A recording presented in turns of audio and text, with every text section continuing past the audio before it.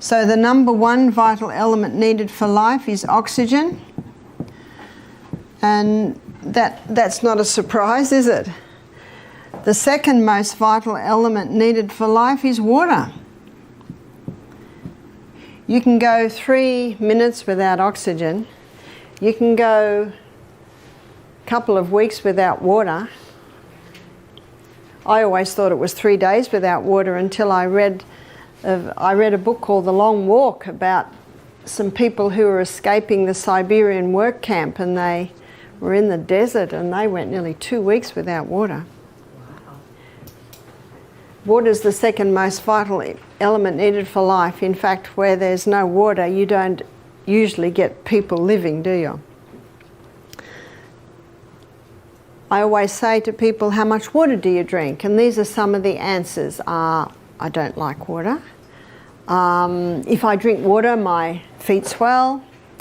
If I drink water, I'm going to the bathroom all day. Those last two answers tell me that the water's not getting inside the cell. So how do we get the water inside the cell? We have to go to the third most vital element needed for life, and that is sodium. The fourth most vital element needed for life is potassium. So let's go back to sodium. In nature, we find the highest amount of sodium in seawater. And seawater contains 92 minerals. Of those 92 minerals, 30%, approximately 30% is sodium.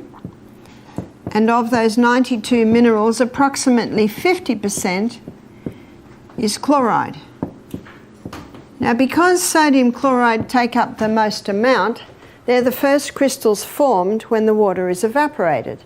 So what man does is he scoops up the first crystals formed, he bleaches them white, puts aluminium with it so that it runs freely, and there's your table salt. Table salt is a dangerous salt because we now have two very harsh minerals that if you were to inject both of those into the blood, you would die. There's two harsh minerals and they need all the other 90 to soften them and balance them. The highest concentration of mineral inside the cell is potassium. The highest concentration outside the cell is sodium. And in this bilayered membrane that is around every cell, there are sodium-potassium pumps. And these sodium-potassium pumps are ever going like this, maintaining the balance between potassium and sodium. But when someone's not eating enough fruits and vegetables, and that's where you get most of your potassium, and they're putting table salt on everything far too much, what happens now is sodium levels rise and potassium levels drop. There is a small amount of sodium in the cell, but when this happens, you see osmosis and diffusion happens when the highest concentration merges into the lowest. So now sodium levels inside the cell are rising, which they should not, and the cell swells. What's that called? High blood pressure. The doctor is right. Table salt will contribute to high blood pressure. There's a French doctor named Dr. Lelangre, and he's written a whole book on salt. He said, when people come to me with high blood pressure, I put them on Celtic salt. Why does he put them on Celtic salt? Because Celtic salt contains 82 minerals. It's a hand-harvested sea salt. So the minerals are in the Celtic salt in their balanced form. What about Himalayan salt? In many places, Himalayan salt is a lot easier to get. There's about 75 minerals. So it's pretty good.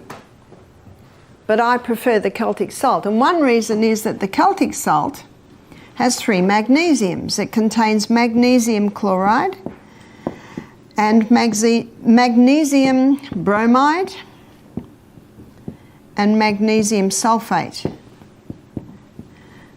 Magnesium is a water-hungry molecule, and this explains why the Celtic salt is such a moist salt, especially when we've had a lot of rain, because those 3 magnesiums, absorb the moisture. And because magnesium is a water-hungry molecule, it can be used to help the water get into the cell. So when you take a crystal of Celtic salt, put it on your tongue, and some say, how big's a crystal? Well, if you've got high blood pressure, start small, about the size of a sesame seed. I don't have high blood pressure, so I might have about 3 times little sesame seeds. Put it on your tongue, your mucous membranes start absorbing the minerals, the magnesium is taken to the cell membrane, and you drink your water, and that magnesium pulls that water inside the cell. It's the quickest way to hydrate a body. The only time excess water drinking can be dangerous is if people drink too much at once and don't have the minerals that are in the Celtic salt to pull that water inside the cell.